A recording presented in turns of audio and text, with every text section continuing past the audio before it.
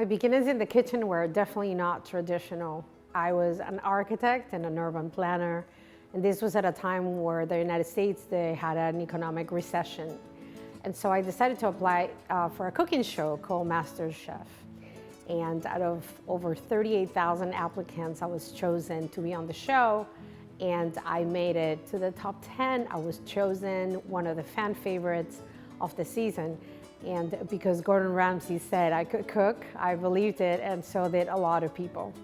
And that's where my journey in the culinary world started. I started training myself and asking good chefs for help, and I wanted to find a mentor, so I started working in different kitchens for different chefs. I was very fortunate that people were willing to give me the opportunity to pursue what I love the most, which is cooking. And so after over a decade, I can look back and be grateful for every step, for every book that I had to grab to study, for every staging, for every internship that I was able to do in so many different kitchens, and for all the chefs that were willing to teach me what I know today.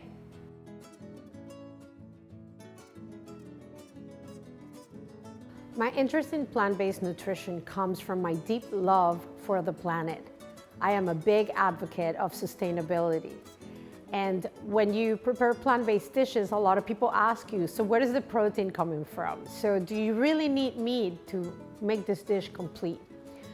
Besides my regular knowledge for food, I wanted to train myself and educate myself on where are all these micronutrients coming from. So I did a certificate in plant-based nutrition. I wanted to know what's beyond the food that we taste, beyond the beautiful colors that we place on a plate, but also be able to tell people, no, you may choose to eat meat sometimes or never, but nonetheless, plants have every potential to give you all the nourishment and all the amazing flavors that food can give.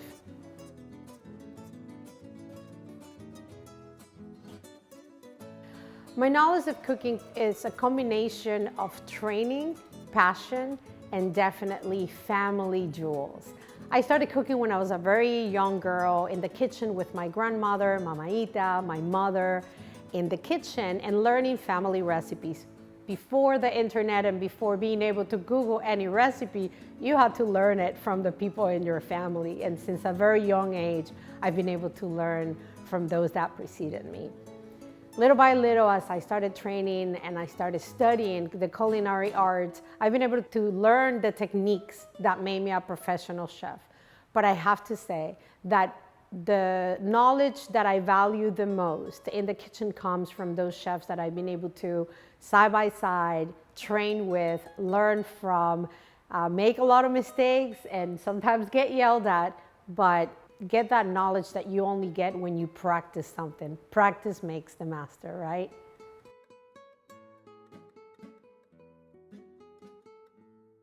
The importance of plant-based diet has so many implications.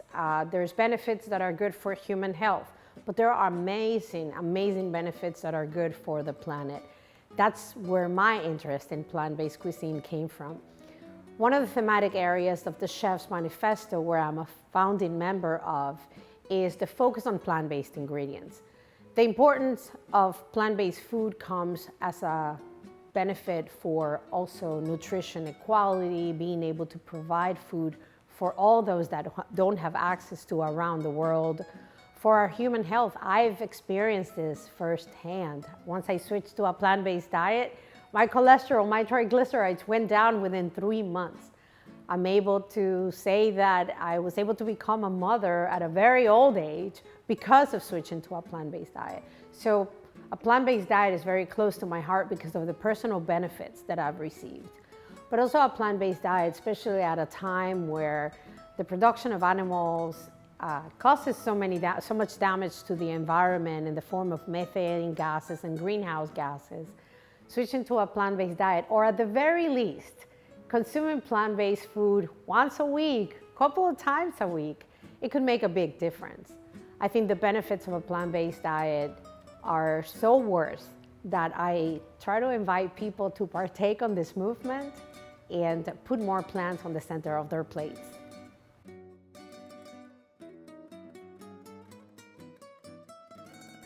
There are so many good plant-based dishes, it's hard to pick one, but I have one that is very close to my heart because it may not be the more gourmet dish, but it's the one that appeals to my senses. It's the one that appeals to the memories of my childhood growing up in Venezuela. And it's an arepa dish. Arepa in Venezuela is kind of like our daily bread. We cook it breakfast, lunch, and dinner. This arepa dish that I will prepare actually, it's made with shredded mushrooms instead of meat, but the mushroom shreds so beautifully and absorbs so many flavors from the sofrito and the spices, and is served with black beans and avocado, which are two ingredients that I love and grew up eating. This dish reminds me of my mother in the kitchen. This dish reminds me of so many chefs that I've worked with that have helped heighten the concept of an arepa. And I'm just super excited to be able to share it with people today because I hope that people feel encouraged to try this dish at home.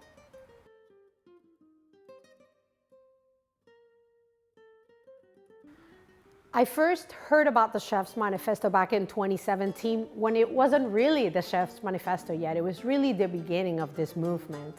I was invited because as an ambassador for Oxfam America, I was reached out to see if I could come and try to help figure out what are those things that chefs can do to make a difference in sustainability, to make a difference in biodiversity, to help change food systems around the world. In that first meeting, it was only 16 or 17 of us, and we put our heads together to come up with 8 thematic areas. Like, what are those things that chefs can do to make a difference?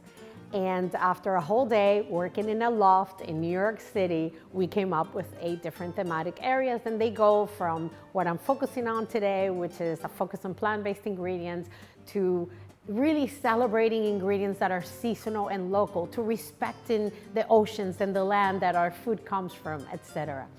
And this is where it started, but it has grown to be such a wide network where over 1,000 chefs all over the world, over 90 countries have become part of this movement.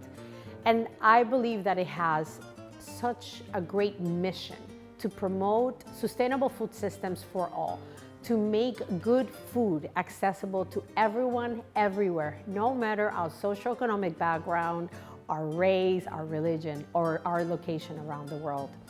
As part of the Chef's Manifesto and as a founding member of the Chef's Manifesto, I am super, super excited for this Scoolinary and Chef's Manifesto collaboration because hopefully a lot more people will learn about our mission and join our movement.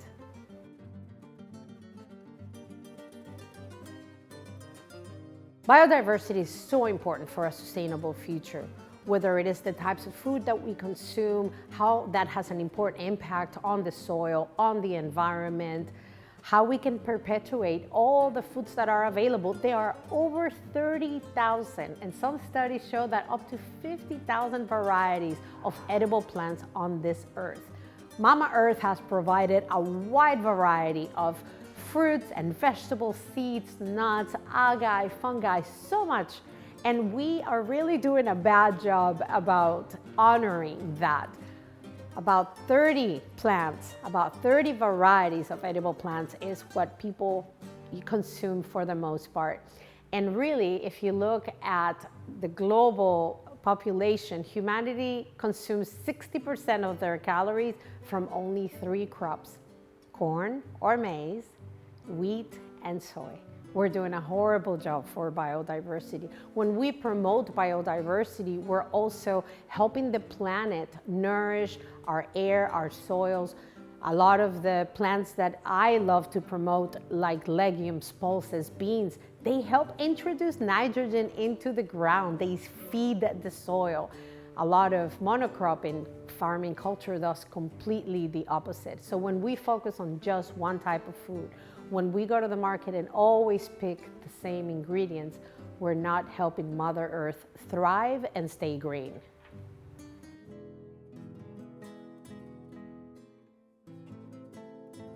Zero hunger is the Sustainable Development II as established by the United Nations, commonly known as the SDGs.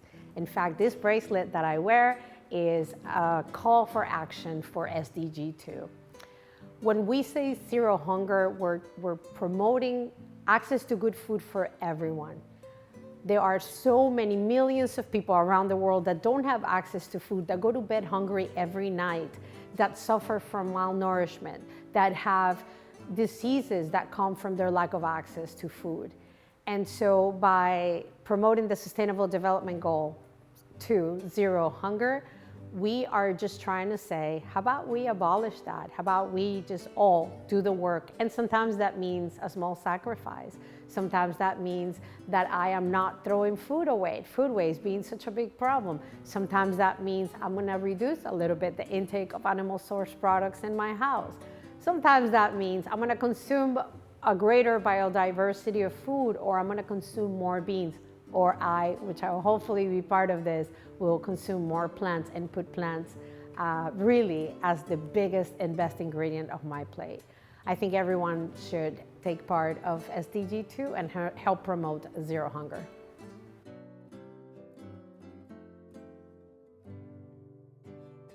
Speaking of the United Nations has been one of the greatest joys and honors of my life. I never thought that I would find myself in that position. And it's hard actually not to get a little bit emotional about it, because on one end, I'm a chef, I love my craft, I am so honored to work with ingredients and show people the best that food has to offer. But on the other, I'm also a steward of the planet. I promote a greener planet for the future generations.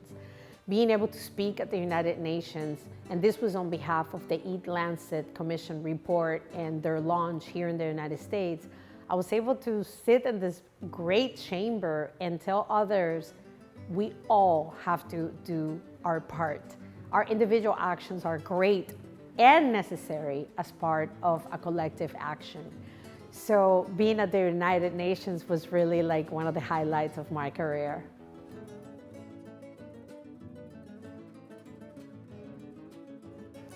Writing my book was a beautiful, complicated, and very tireless effort. It was in the middle of the pandemic, and I was writing a book right at the same time that I found out that I was pregnant with my first child. I had only 4 months to write a full manuscript that included 140 recipes, plus about 60 pages of science-based information as to how the way we eat affects the planet. This was also everything I've ever wished for. I've been wanting to write a book for over 10 years, and I was finally given this opportunity. So I'm really grateful that I had it.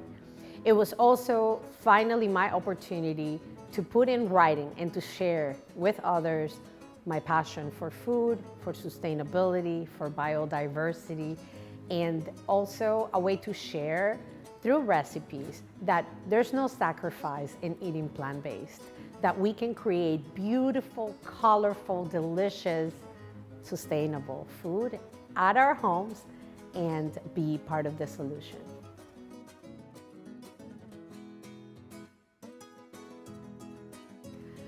My next challenge is my second cookbook.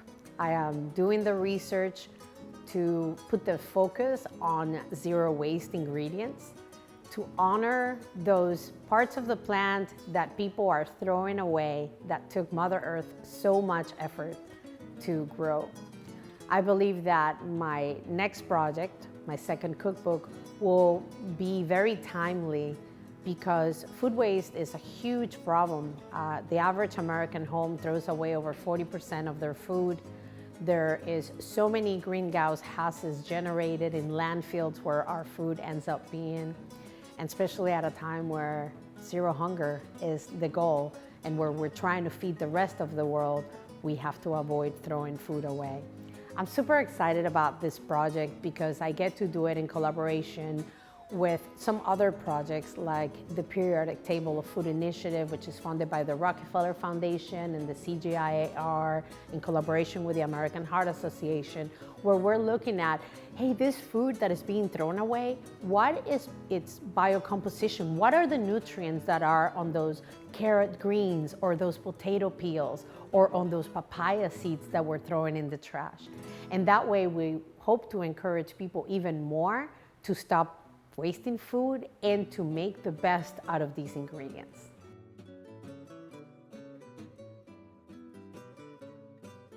My advice to anyone that is pursuing sustainable gastronomy is 1, stick to your guns. 2, listen to others that are doing this already and that have more experience to you. Remain open-minded, remain teachable. There is so much that the ego can get in the middle of, and what we are just willing to learn and to show up with integrity, show up authentically, we can absorb so much of that knowledge. I think there's a 2 component, because on one end, we have to learn the basics or not so basics of the kitchen. We have to learn how to cook food properly. We have to learn how to keep a kitchen clean and how to make that cut and how to treat food with the respect that it deserves. On the other hand, we have to learn the environmental part of food. We have to learn a little bit more about food waste and about cooking with new and different plant-based ingredients. And for those that actually cook still with animal source products, how do we use meat and animal source products as a condiment, if you will, that is not the center of the plate? So I would just say, I think the best advice is remain teachable and keep your passion going.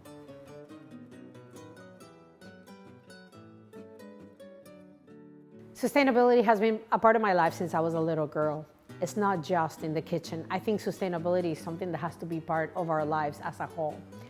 I was first aware of the effect that our actions as humans have on the planet when I was a little girl.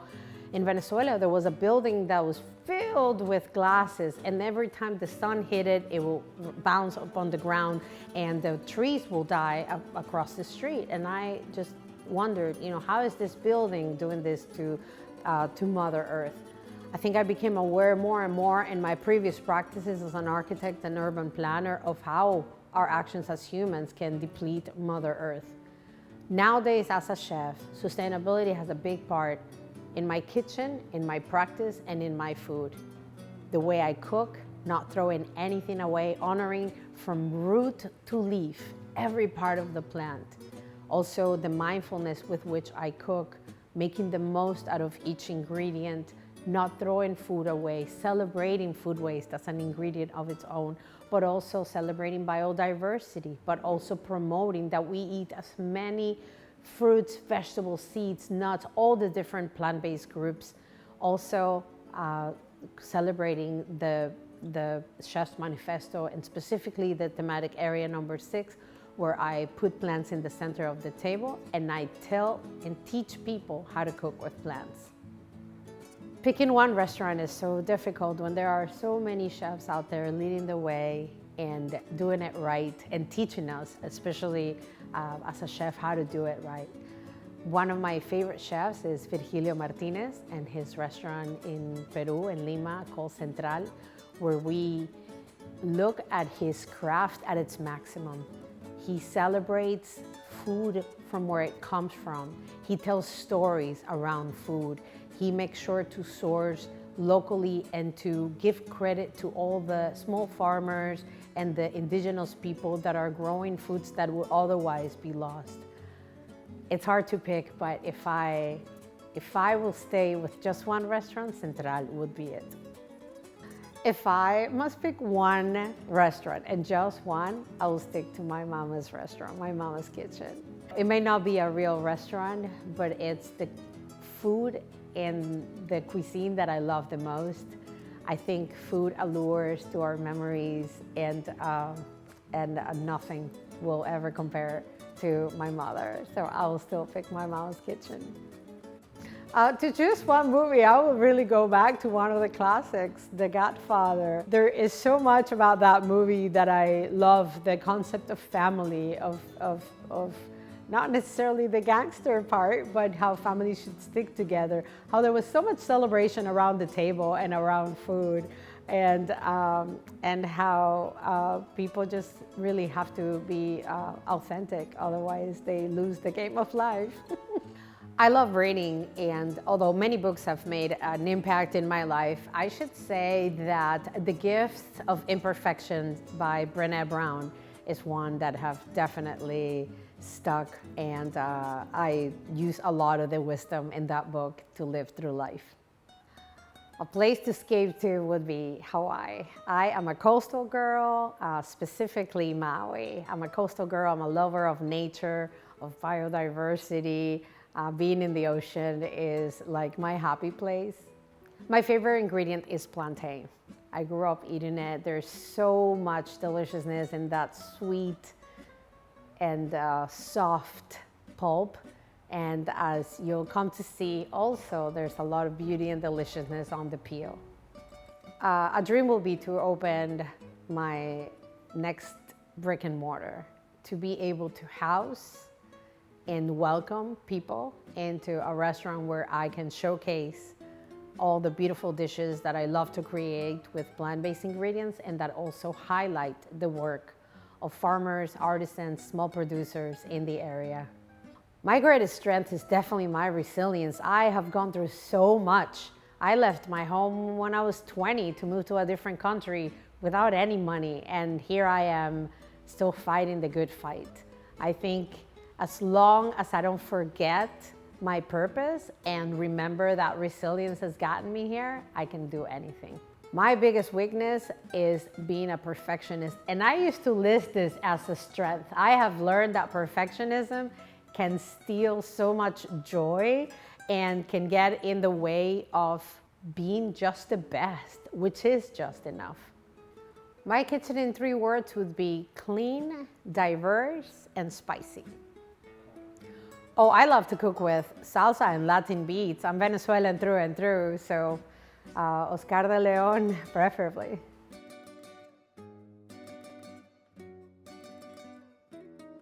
I will hope that people learn to cook with a variety of plant-based ingredients that they may have not considered cooking with before. I would hope that they learn that plants alone can make a beautiful and complete dish. I would hope that people get excited about cooking with plant-based ingredients, and that they understand that they can make a big difference by the way that they cook and the ingredients that they cook with.